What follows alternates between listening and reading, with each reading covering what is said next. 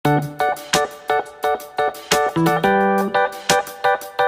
pemirsa, kita sedang bersama Coach Fusna Marzuko dari Prima Kurnia Mandiri. Kita akan membahas tentang profesionalisme di era pandemi ini. Harus seperti apa sih sikap kita ini? Oke, baik. Pandemi COVID-19 di Indonesia sudah mulai kita rasakan sejak bulan Maret, ya. Jadi begitu bulan Maret, walaupun sebenarnya COVID-19 ini sudah ada di Wuhan sejak bulan Desember. Kemudian sudah lebih dulu menyebar ke negara-negara lain sebelum kemudian masuk ke Indonesia dan mulai terasa pada bulan Maret. Jadi kalau Maret, April, Mei, Juni, Juli, setidaknya sudah lebih dari 3 bulan kita di Indonesia itu merasakan dampak dari adanya pandemi COVID-19 ini. Beberapa daerah lockdown atau kemudian PSBB, ya. Jadi ada pembatasan sosial. Kondisi pandemi ini membuat kita harus berpikir ulang tentang banyak hal karena banyak yang down, banyak yang harus memangkas kebutuhannya, banyak yang harus merumahkan karyawannya, begitu ya. Betul. Tetapi ini tidak bisa menjadi alasan kita menurunkan standar profesionalisme. Dalam kondisi pandemik tetap harus bersemangat dan profesional, ya. Nah, itu dia. Tetap harus profesional. Banyak orang menanyakan, profesional yang seperti apa? Profesional itu sebenarnya apa sih? Ya. Atau ada orang yang mengatakan tentang kita harus profesional dong. Oke, maksudmu profesional itu seperti apa? Apa ya, gitu kan? Profesionalisme adalah kompetensi untuk bisa menjalankan tugas dan fungsinya secara baik dan benar, dan ada kemauan untuk terus meningkatkan diri. Berarti dibutuhkan sikap kemauan untuk belajar dan terus belajar, ya? Tepat, betul sekali. Iya. Jadi kalau seseorang mengatakan bahwa Anda harus bekerja dong secara profesional loh. Di sini artinya bahwa Anda harus bekerja secara baik dan benar, menjalankan tugas dan fungsinya dengan ada keinginan untuk terus-menerus memperbaiki kualitas diri. Itulah profesionalisme. Nah, sosok yang profesional adalah sosok yang terampil, handal, dan bertanggung jawab. Terampil, handal, dan bertanggung jawab. Sehingga dia bisa menjalankan tugas dan fungsinya secara baik dan benar, serta ada keinginan untuk terus memperbaiki kualitas diri. Jadi seperti itu. Nah, kalau kita bicara tentang profesional, jangan hanya berpikir bahwa yang profesional adalah orang yang pakai jas atau pakai blazer, kemudian memakai dasi. Dia duduk di belakang meja, angkat telepon, tanda tangan. Bukan hanya itu saja. Jadi yang namanya orang yang profesional itu semuanya. Misalnya nih Mas Inung sebagai seorang host sebuah acara, ya host sebuah acara yang profesional. Kemudian ada rekan-rekan kameramen yang profesional. Ada sales, ada marketing, ya, ada karyawan, adalah karyawan, marketing, sales yang profesional. Bahkan ibu rumah tangga pun ibu rumah tangga yang profesional. Anak pun anak yang profesional. Istri yang profesional, pelajar yang profesional. Karena profesionalisme di sini, apabila ini seorang ibu rumah tangga yang profesional adalah ibu rumah tangga yang menjalankan tugas dan fungsinya sebagai ibu rumah tangga secara baik dan benar, dan ada keinginan untuk terus-menerus memperbaiki diri. Ibu rumah tangga yang terampil, handal, dan bertanggung jawab dalam menjalankan fungsinya. Misalnya ini sebagai seorang anak atau sebagai seorang pelajar. Saya pelajar yang profesional. Saya adalah pelajar yang menjalankan tugas dan fungsi saya sebagai seorang pelajar yang profesional. Iya, dengan baik dan benar, dan ada keinginan untuk terus meningkatkan diri, yang terampil, handal, dan bertanggung jawab. Nah, pertanyaannya adalah bagaimana memulai untuk menjadi profesional? Untuk menjadi sosok yang profesional itu berawal dari hakikat manusia. Ya.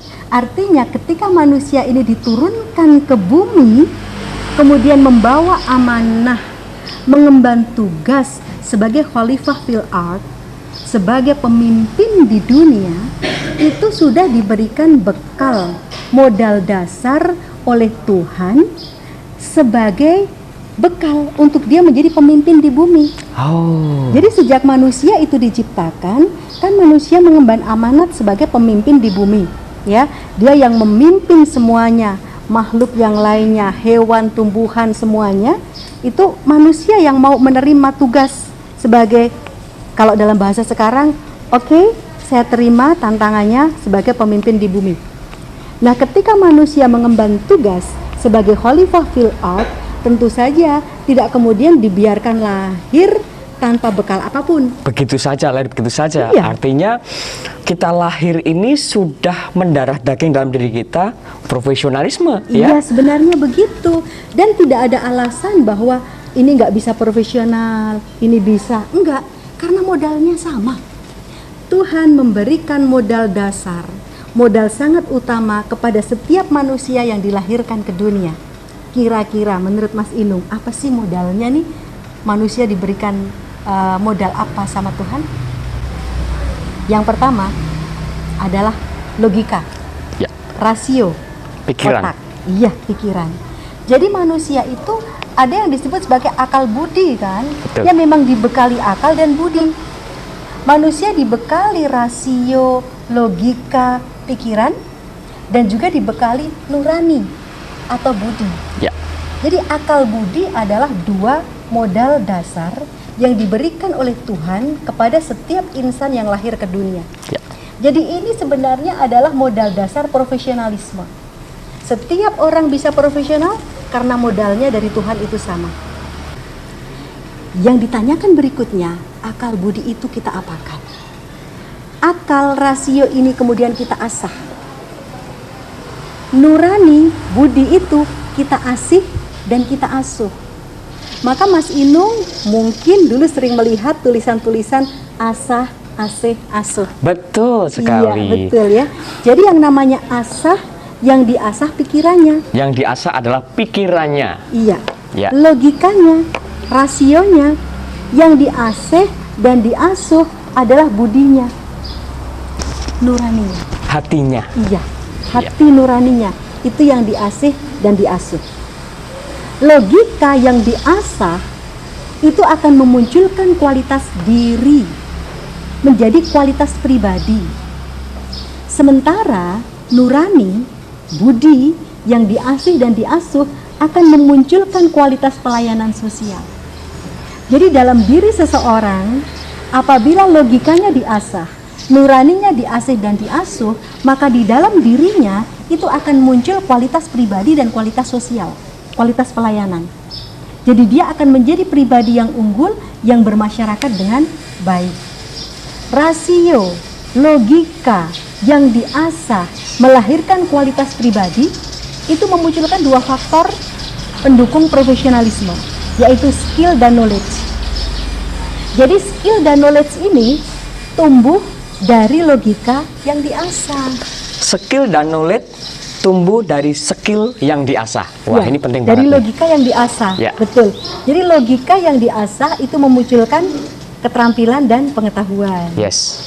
Nurani yang diasih dan diasuh memunculkan kualitas pelayanan sosial, memunculkan satu faktor profesionalisme, yaitu attitude. Attitude. Iya. Ya. Jadi attitude, perilaku itu muncul dari nurani yang diasih dan diasuh. Jadi modal dasar manusia hidup di dunia diberikan oleh Tuhan akal budi, rasio dan nurani, hati dan logika, akal dan budi, yang ketika diasah, diasih dan diasuh akan memunculkan skill, knowledge dan attitude. Wah. Nah, skill, knowledge, dan attitude, keterampilan, pengetahuan, dan perilaku, ini adalah unsur dari profesionalisme. Ya, jadi kalau kita kembali kepada profesionalisme adalah seseorang yang mempunyai kompetensi melakukan tugas dan fungsinya secara baik dan benar, dan ada keinginan untuk terus-menerus meningkatkan kualitas diri. Seseorang yang terampil, handal, dan bertanggung jawab. Ini tadi dari hakikat manusia. Tadi Mas Inung saya sebutkan, terampil, handal, dan bertanggung jawab. Ya. Terampil ini skill, Terampil ini skill. Handal itu knowledge. Handal itu knowledge. Bertanggung jawab itu attitude. Bertanggung jawab adalah attitude atau Iya. sikap, pemirsa. Ya, jadi kalau tadi ada terampil, handal, bertanggung jawab, ya ada skill, knowledge, dan attitude. Ya. Ada juga orang mengatakan ada 3H 3H. atau 3H. Ya, Apakah itu? heart, Heart. heart. Jadi ini kita nurani, Ya, dari nurani. head, logika, Head, logika. hand, Hand, keterampilan. keterampilan. Jadi ada 3H, Ada 3 ya. heart, head, hand. Ya. Nah, ini jadi gampang untuk menghafalkannya. Iya. Jadi, ketika kita bicara masalah profesionalisme, tidak ada hambatan untuk menurunkan standar profesionalisme apapun yang terjadi. Jadi bukan alasan lagi ya. Iya. Betul. Oh, ini pandemi COVID-19. Kita Menjadi kurangi. alasan gitu. No, tidak. Ya. Jadi kita tetap semangat karena kita lahir dengan diberi modal dasar yang sangat luar biasa oleh Tuhan.